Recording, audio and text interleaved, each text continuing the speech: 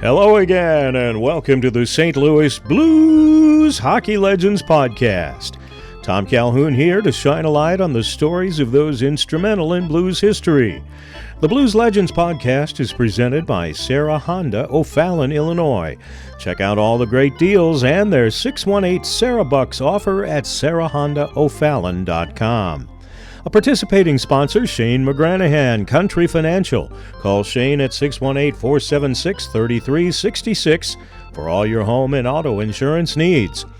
And joining us as a participating sponsor, Southwestern Illinois College. Your community, your college. On this episode, we visit with a man who has been taking care of the ice surface for the Blues for some 40 years and is approaching retirement. Jim Schmuke is the head ice technician and drives the Zamboni at all Blues games at Enterprise Center. Haven't we all wanted to do that? But he got started back at the arena back in the 1970s. Lots of memories and stories ahead with the Iceman, Jim Schmuke, in 60 seconds.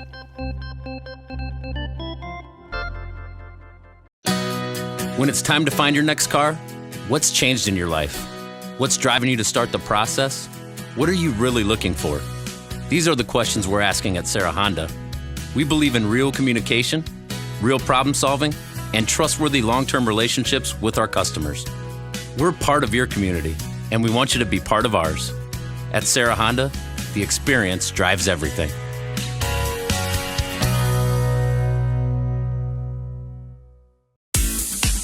You've got a lot going on in life, and you depend on your car to get you to places you need to be. So when it's time for maintenance or repair, we know you need it done fast and done right. Convenience and quality customer service with team members you can trust. That's what you're looking for. We'll get you safely back on the road and back to your busy life. At Sarah Honda, the experience drives everything. And on this episode of the Blues Hockey Legends Podcast, we have somebody who you might say, a legend? Well, of course, this guy is a legend.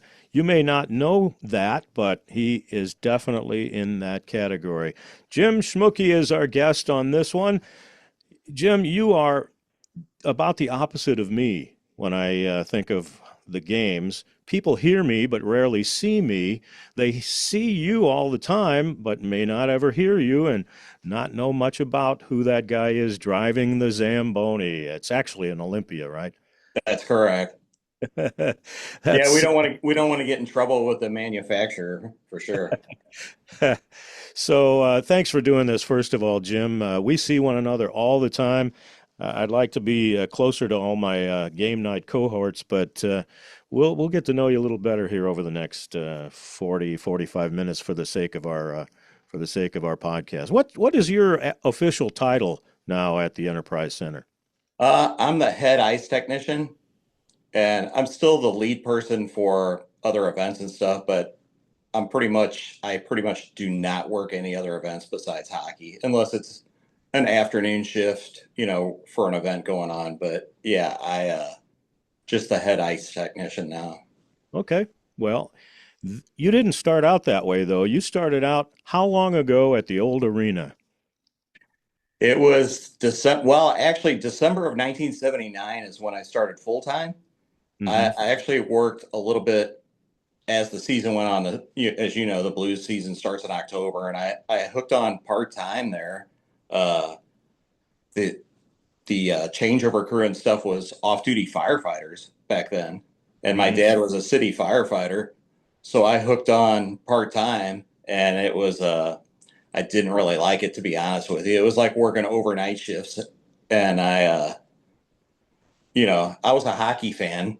So that was a great place to work as a hockey fan. But part-time, I didn't see any hockey. So right after that, two of the full-time guys left. And they were, there was 2 openings on that crew, on the operations staff. So I put in my application and I just bugged Bobby Johnson. Once a week, I'd stop by the arena and can I talk to Bobby Johnson? They'd let me go downstairs and talk to him. And I said, any news yet? And I think he just got tired of hearing from me. Hmm. So like the beginning of December, December 1st of 79 was actually the first Blues game I worked. Wow. And Bobby was what in those days? He was the guy that ran the building? Yeah, he was in charge of the whole operations and a great guy, as you know. Hmm. And yeah, he took care of all that, and he was kind of one of the guys that got me interested in taking care of the ice. As you know, like our crew takes care of all the events and stuff, but the ice is the important part. And hooking up with Bobby and just learning stuff from him over the years there was huge for me. Right. Let's step back a little bit and get to know Jim Schmuke a little bit better. St. Louis born and raised guy. You mentioned your dad was a city firefighter. I was. I actually grew up about 2 miles from the arena. So when I was younger, uh, I went to a lot of games. Probably the first games I went to was early 70s. But yeah, a friend of mine lived across the street. His dad had season tickets, so we went like every Saturday night, and I was hooked from the start naturally. And yeah, and I was honestly close enough when I first started there, living at home. I could pretty much walk to work if I needed to. So that was also nice. Wow. The old St. Louis question, what high school? Southwest High School. Southwest High School. There you go. It's yeah, it's no longer now. I think it's Visual Performing Arts School, but the Yeah. Southwest Longhorns was the team. Back in the day. Yeah. So tell us about the family, kids, grandkids, wife, etc. Yeah, my wife Linda and my three kids Ryan, Mark, and Lauren. Uh, Two grandkids from Mark and his wife Elizabeth, Luke and Leo. Uh, I never thought grandkids would be, you know, that important to me, but they're something else. We love them a lot. I'll bet you do. I've seen some photos with you and I think Leo on social media. You're kind of a doting grandpa, aren't you? Yeah, he always does something that I think that people will like to see, or something he's doing. He's a good kid for sure. Yeah. So you mentioned getting started back in '79, and you mentioned how you got the job and you were at the old arena. What kind of memories and stories do you have from the old barn? Of course, I've got a few, but I'm more interested in yours. Yeah, there's a lot of good times there.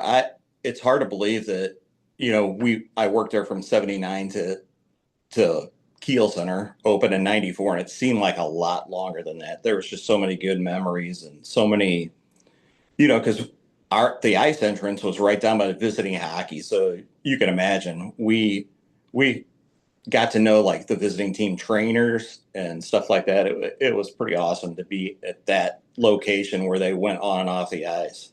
Hmm. You met your wife there too, right? I did. It was a couple years after I started, and she started coming to the games like in October. So, I would see her, and back then the attendance wasn't that great. So her and a friend would buy tickets from a scalper outside the arena and just, cheaper seats, and move down like by the glass. So I kept seeing her at the games, and I'd smile. I wasn't driving the Olympia yet, or the Zamboni. So I was just working on the ice, like working one of the nets. And I actually got off work for one hockey game. So a buddy and I went to the game, and I was sitting about 10 rows behind her. I looked down by the ice, and I was like, well, in my head, thinking to myself, if I don't talk to her tonight, I'm probably never going to talk to her. So I told my buddy that, and believe it or not, a puck flipped up over the glass, and I caught it. And I'm like, well, here you go. This is the chance you have a game puck. And I walked down to the front row, tapped her on the shoulder, and asked her if she wanted a hockey puck. She said, "Oh, thanks," and got her phone number, and the rest is history. How about that? A match made in arena heaven. How about that? And so naturally, she was a hockey fan because she was at all the games that season. So it really worked out pretty well over the years for sure. Yeah, that sounds like well, a one in a million story for one thing. That's great. Right. Yeah. Um, so were you trained at all to take care of the ice, or was it primarily in the beginning driving the machine, or did you have to know a little bit more about ice temperature and all of those things? I think Tom, like, I mentioned Bobby. He Yeah. he kind of ran naturally. He ran things back then, and when I first started, I knew the game of hockey, but I really didn't know anything about ice at all, and kind of just learned it doing hands-on over the years. You know, like working with him and working. We had a couple older guys on the crew because I was pretty young then, and just tried to get all the information from everybody that was there. And then as the years went on, Bobby asked if I wanted to start driving the Zamboni, and I was like, sure. That I was already working the hockey games anyway, so why not drive? Well, then for about 20 games into the season, I got taken off the Zamboni not taken off the Zamboni, taken off the games. So I was working in the morning driving practice, and that was 1988 when I started driving the Zamboni. So I'd been there 9 years before they ever let me on the thing, and I drove for like I said, for like half a season, and then the guy that was driving the games, because back then they only used one Zamboni between periods. I was going to ask about that because Yeah, all I remember when I first started was one machine. right. And then he got another job like in Virginia or East Coast, and they're like, "You want to drive the games now?" Well, naturally, I was going to say yes. So it was only half a season of one machine, and then the following year, the NHL decided to put two machines out there. So another guy came on and drove. But since 1988, I've been the guy basically. When did they start having the ice crew go out with the TV timeouts and scrape the ice? Because back in at the arena days and maybe early Kiel Center, Scott Trade Center, Savas Center days, there was none of that was going on, and there used to be a lot of snow buildup, at the end of a period, right? Yeah, I think it was the early 2000s when they decided to start doing it because even when we first started here, they had like little kids doing it, like youth hockey, and it was a nightmare because they were in awe of the players being on the ice. So, they would be staring at the players more than getting the snow off the ice. And now it's fantastic. Like the Blue Crew does a great job. Like that, they'll have a night where they'll come into the building here and actually practice. Maybe once a week when we have open ice, and it's a lot better now than it used to be. Yeah, you can see it's a specific routine and a specific number of people that are designated to do a particular job when they do that.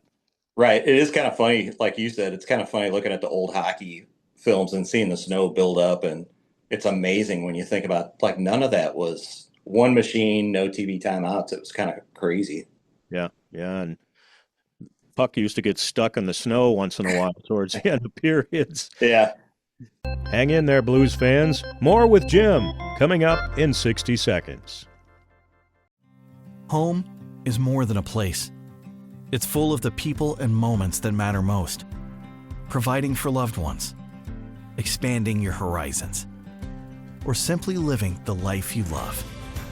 With all you have to protect, choose insurance you can count on, so you can experience more of what you live for. Country Financial. Experience more. Call Shane McGranahan, taking care of all your insurance needs in Missouri and Illinois. With the new Career and Technical Education building at the Southwestern Illinois College Redbud campus, students have a place where hands-on training meets real-world experience. Meet Hunter, a proud SWIC alum who studied welding and turned his skills into a successful career. My experience with the SWIC welding program was super hands-on. It really showed me all the technical aspects of the welding. Having a program like Schmuke with the affordability like Schmuke, it's unmatched. So, in big events like the Stanley Cup and Winter Classic, All-Star games that you've worked and so forth, the NHL brings in an ice guy, right? And what do they actually do? Do they take temperature of the ice surface, or what's going on with that? Kind of a little bit of everything. Whoever they bring in is pretty much takes over the building. Like they're in charge. The Stanley Cup Finals was a little different because it was just one guy from the NHL that we had to answer to, and our guys are pretty good, so he was just kind of overseeing it. Whereas, and the All Star game was the same way. The NHL would send in one person to do it, but the Winter Classic, when it was down at Busch Stadium, the NHL has their own crew that comes in and takes care of everything as far as like setting up the dasher boards, the glass, putting the ice in and stuff. When it was here, they came to us, and there was like three of us, including one guy, myself, and they ask you, if do you want to work there? Do you want to help out with the Winter Classic? So you could either work all the time, or you could work just the day of the game, or you could just come to the game and get a pass. And I'm like, that'd be crazy not to work every game every day possible. So I was down there for 8 days working with the NHL guys, all good guys, all basically guys that do our job in other buildings that they just pull from other buildings to do that job. And it was fantastic. Like, naturally, the Stanley Cup Finals was probably the number one thing in my books for sure, but the Winter Classic was crazy good. I had a blast down there, made a lot of new friends, and just the whole thing of a hockey game being at Busch Stadium was amazing to me. Yeah, tell me about it. That was something really special for me too. Sitting in the Cardinals press box doing the PA announcing for the alumni game on Saturday, and then the Winter Classic on that next Monday. There was rain on the morning of the Winter Classic, and a lot of people were worried about the ice that day. It turned out fine though. Yeah, it was, as long as it wasn't a heavy rain, there was not going to be an issue. The one funny thing, when we met in the morning of the game, and Dan Craig with the NHL was in charge of that setup down there, and he got us all together and pretty much said the first thing on the agenda today is we have to go out and squeegee the rain off the plexiglass. And I was like, well, never did that before in the building. Yeah, that would. But there was rain occasionally at the old arena, right? Exactly. As soon as I said that, I started thinking about, well, it did. There was drops of rain a few times coming down on the ice for sure. I remember that. Yeah, those were the old days. Folks don't know about that stuff. Right.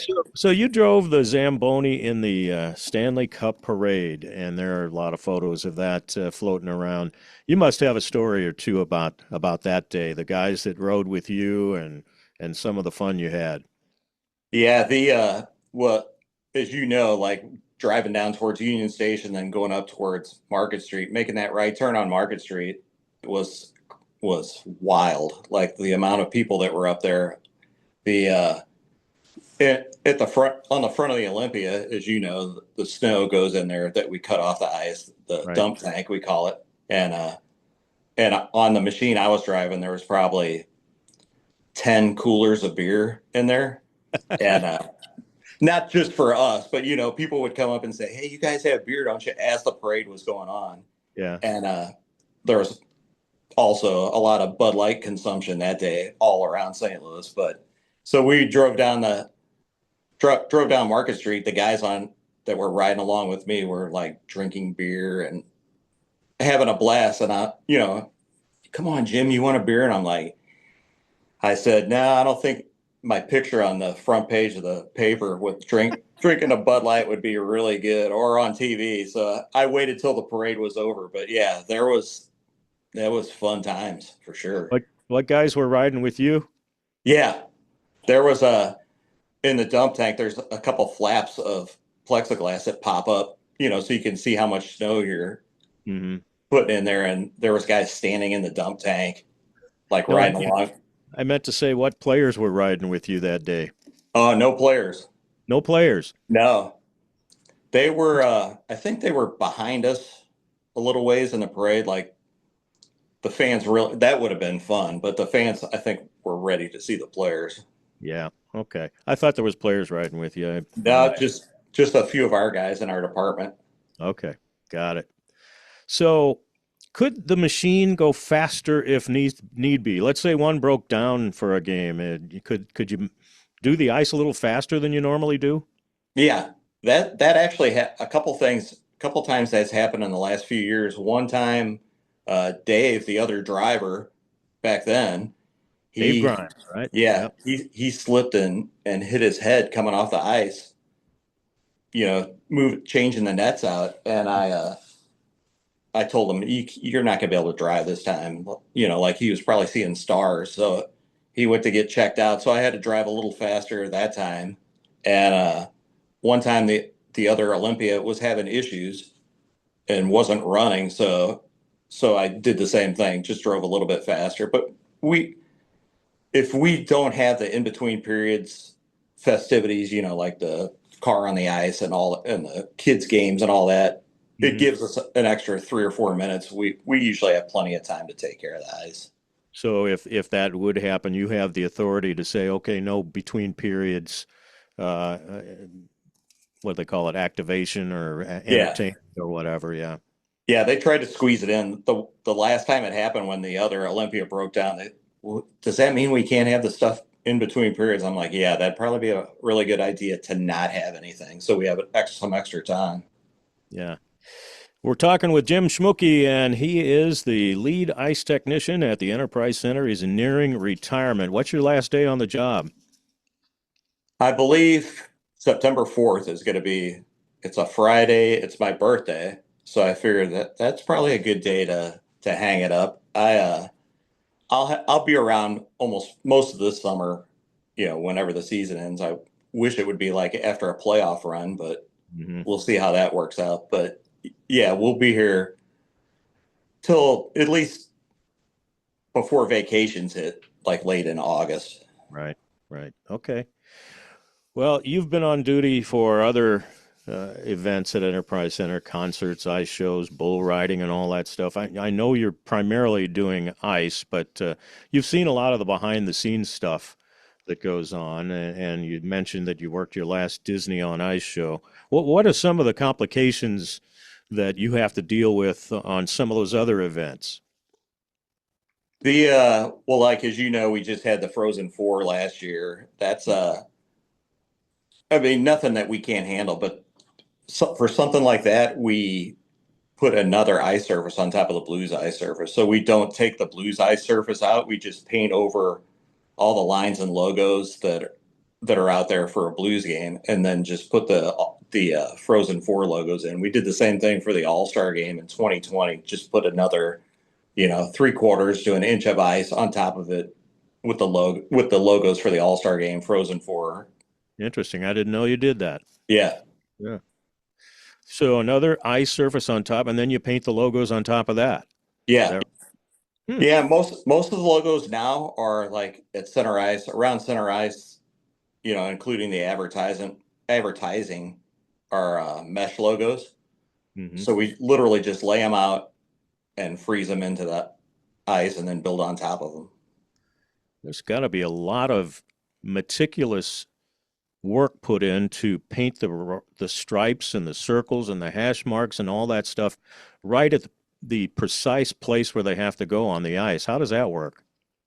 We have our measurements on a couple of clipboards, in our shop, and we have a really good crew right now of 7 full-time guys, and I think we have 5 part-time guys, and everybody that comes in on a day, say we're just putting the Blues ice in for the first time. Everybody has their own job to take care of. So you don't have to, you don't have to babysit anybody. Everybody's really good about taking care of what they have to do. If we're putting in the ice like the first time for the year, we've painted one day, like just painted white. So the base layer is just white paint with some flooding on top. We'll do that one day, and then we come in 7 o'clock the next day and hit the lines and logos and stuff, and we're pretty much laying water on top of them by 10, 11 o'clock in the morning. So it doesn't take very long, with the right guys doing it. We If we start on a Monday morning and had to do it all, we actually did that years ago. We started 7 o'clock on a Monday morning, and Tuesday night we had a game. Mm-hmm. Now the ice wasn't really thick enough. We had a couple days afterwards to do a little ice work, but we can knock that off if we have to. I imagine there's lasers and levels and all kinds of things to make sure you're putting those lines in the right spot, right? Yeah. Well, let's talk about some of those other events real quick. What would you say is the most elaborate show you've seen come into the building in your years? Maybe let's just limit it to Enterprise Center because it's gotten a lot more complicated there. Right. I mean, we've had shows actually WWE that comes in a couple times a year is pretty elaborate with when you see it on TV, sometimes it's over 20 tractor trailers full of equipment that they bring in, lighting, sound, the ring, everything. Concerts, we've had Justin Timberlake was like a huge show years ago. Eric Church is pretty big. There's a lot of shows out there now that, might have 15 trucks of equipment. It's pretty crazy sometimes. I still am amazed. Sometimes we'll have a concert and next day have a hockey game, and we're in there the next morning. It's pretty crazy. Yeah, the turnaround is hard to imagine sometimes after a show and then a hockey game the next night. So I think when I went to last Trans-Siberian Orchestra concert a couple of years ago, I turned to my wife. I said, "Can you imagine all the stuff they had to haul into this building to put on that show? I mean, fire cannons and all this kind of stuff going off." That's a good one. I'm glad you brought that up. That's one of those, and they only travel like during the holiday season. So, probably from Thanksgiving to New Year's Day, but that's wild how fast they can set that stuff up. Most of those days they're here at 6 a.m, and a lot of times there's an afternoon show at like 2. So that shows you, and that's over 20 trucks of equipment there. Wow. Yeah, amazing. that one's pretty crazy. And I've seen almost every time they've been here, I've seen that concert. And I'll still go out there and watch some of it because it's pretty cool. Yeah, it really is. So, do you have any stories about some of the stars you've run into behind the scenes? Something that maybe would you'd say, "Oh, that guy isn't all he's cracked up to be," or somebody was an ass behind the scenes. You got any stories like that? But at the arena that we had Neil Diamond and Barry Manilow were the two guys that like we were told don't look at them. Like when they come out of their dressing rooms and they walk to the stage, you're not supposed to look at them, And naturally, back then, I was younger. The guys I worked with were younger, and we're like, "Yeah, okay, we're not gonna look at them." And it was kind of funny because when Barry Manilow came down, he was going towards the stage, and one of the guys I worked with there, I knew he was gonna like. We pretty much looked at him and said, "Hey, what's going on?" And he was nice as could be. So Yeah. that makes you wonder, like, where did that come from? Like, was it his manager that said, don't, well, it was his manager, but it didn't come from Barry. Barry Yeah. was a nice guy. Oh, I'm glad to hear that because I'm a Barry Manilow fan. So, and we're wishing him best right now because he's dealing with lung cancer, apparently. Right, for sure. Yeah. So, I will say that the WWE guys are Yeah. like pretty nice guys. They have great catering when they come in. They usually feed the house guys and everything. It in the old days, you'd go down there to eat, and you would literally be sitting like next to Hulk Hogan or whichever guy was down there eating. You might sit at the same table, and I would always tell my dad those stories, and he's like, "Really?" And like, I swear to God. sitting next to Hulk Hogan eating lunch was, all those guys, huge guys, and their food was the best. So we definitely didn't miss a meal down there. Yeah, I've got a story about being the ring announcer at the old arena for one of the old wrestling shows that was put on there, and I'll tell you off the podcast sometime. It was something to behold. So I've seen on social media that you have some souvenirs from your days at the arena and the Enterprise Center. What would you say are some of your favorites? I know you got some autograph stuff too, right? Yeah, I don't really have a lot, Tom. I've got a Brett Hull puck and a Wayne Gretzky puck. That's probably the best things I have. And That's Hully pretty gave me, special. Yeah. yeah, Hully gave me an autograph stick when he was playing at the old building. But the Gretzky puck was a pretty good story. He actually signed the puck when he played for Edmonton, but he signed a Blues puck because that's all I had in my locker was a Blues puck. So I said, if you remember, they used to have like kids games in the afternoon before the Blues games, like 4 o'clock in the afternoon, Right. and I was sitting in the seats waiting for it to end, and Gretzky walked out and was just watching the kids game, and I probably really wasn't supposed to ask him if he could autograph something, but I did, and he said sure, and I said I'll be right back, and I went down. I was rooting through my locker. I couldn't find anything for him to sign, so I found a Blues puck, like a game puck. Brought it up to him, told him I hope you don't mind. All I have is a Blues puck. He goes, oh, I don't mind, and then he ended up playing for the Blues, so the Yeah, value of the puck skyrocketed for the time he was here. sure.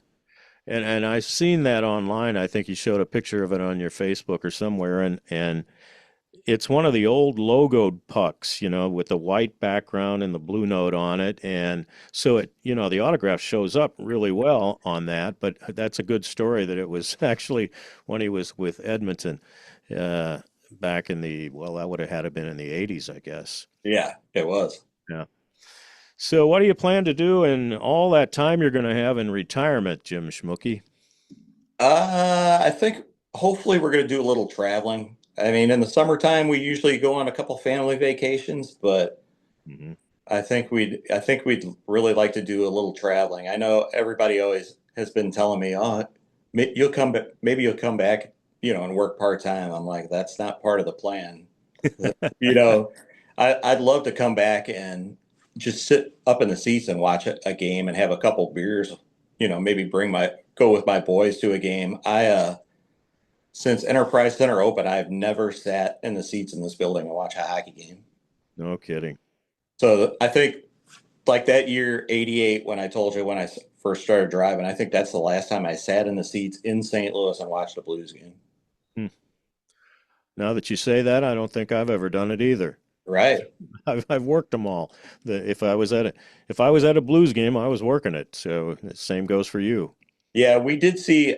I went with one of the guys from here in '94. We saw the Blues and Blackhawks play up in Chicago. So I saw a game up there, and my wife and I traveled to Nashville for a couple of games, like back-to-back years, and that was a lot of fun. So I saw a couple of games there. So basically since 1988, I've seen 3 hockey games as a spectator. Well, you've got quite a lot of stories in that head of yours. I wish I could ask a few more questions and bring some of those out, but I think we've touched on a lot of the highlights. Do you have a story you always like to tell when you get when you're at a party or having a beer with the guys? I think it has to be. It's not really about one set thing, but sometimes when I'm walking through the building, like on a game day, and I'll run into Bernie Federko or Al McGinnis or Chris Pronger, one of the older players, and Hmm. just talk to them in passing, hold a conversation with them, ask them how they're doing, ask them how their family's doing, and then they'll walk away, and I'll think to myself, that's a Hall of Famer. Like I just had like a regular conversation with a NHL Hall of Famer, and I think about that a lot. Like, there's a lot of fans out there, and a lot of my friends that would give anything to just hold a conversation with a player like that, and I'm really appreciative of that. Yeah, I feel the same way when I get the chance to rub elbows with some of the guys who frequent the press box these days. It's a real great perk of the jobs that we do. Well, Jim Schmuke, thank you very much for your time on this podcast. I appreciate it so much, and best of luck to you for the rest of this season, over the summer, and in retirement as well. Way to take care of that ice there, sir, and we'll see you at an upcoming game. Thanks, Tom. And I want to tell you too, I know your thing's called Hockey Legends, and to me, you are a hockey legend too, with the stuff that you take care of. And I do appreciate it, and I know the fans do too. Well, I appreciate you bringing that up and saying those kind words. Thank you, Jim, and we'll see you next time, and let's go Blues. No doubt about it. Thanks, Tom. Thanks for being with me for another episode of the St. Louis Blues Hockey Legends Podcast. We'll have another legend coming up soon, so stay tuned to our social media for news on who that legend might be. Visit PAGuyTom.com or BluesHockeyLegends.com and sign up for our Legends email notifications. The Legends Podcast is also available on the Scoops Sports Network at scoopswithdannymac.com. Video of the podcast is published the Monday after the Friday release of the audio. As always, please like and share on Facebook, X, and Instagram, and please subscribe to our YouTube channel. It all keeps the Legends Podcast alive and well. Tom Calhoun here saying thanks for being a fan, and let's go Blues!